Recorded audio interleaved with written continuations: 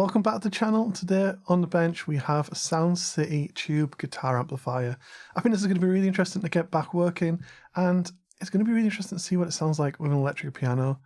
This is aimed for a more overdriven sound of guitar, but I think it could work quite well, and it also should have a nice clean sound with some nice reverbs. So we'll get this up and running, and then we'll try in another video see what it sounds like with a Fender Rhodes. So I'm just going to take the screws out.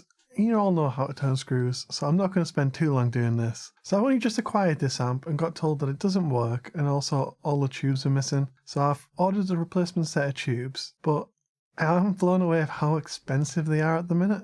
So I was going to remove the back panel, and then we can start removing the wires. I've got two at the bottom for the reverb, and then the speakers are just spade connectors that pull off. It looks a typical configuration for a tube amp, and if we look at the circuit board, it's fairly modern, so for it to fail, it makes me think something odd would have happened to it.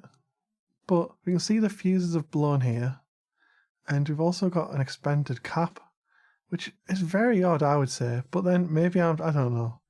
Maybe I'm not that experienced with this, but I'd like to think caps would last more than like 20 years. I'm guessing this amp's only 15 years old, but if we look, we can see this one's clearly taller than the rest. It seems to have expanded. There's definitely some issue with it. So we're going to replace these caps here. We'll put some nice branded ones in, and we'll put some tubes in, set up the bias, and we'll see what it sounds like. So when we're removing that cap, we can see how much is expanded at the bottom. This is really not in a good shape. This is not what you want to see. And this could have failed in such like an open or closed state and causing other faults with other components. And maybe as the main issue is damaging tubes.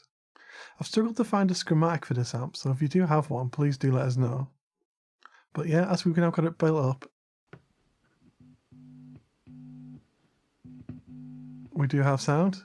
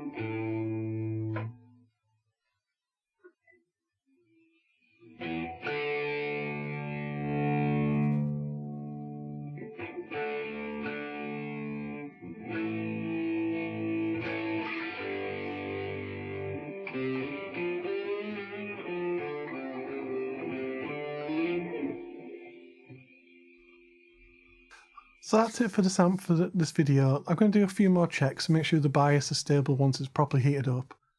But I think that's it, working again. So yeah, stick around, we'll have more videos soon. And much appreciated to everyone that watches this.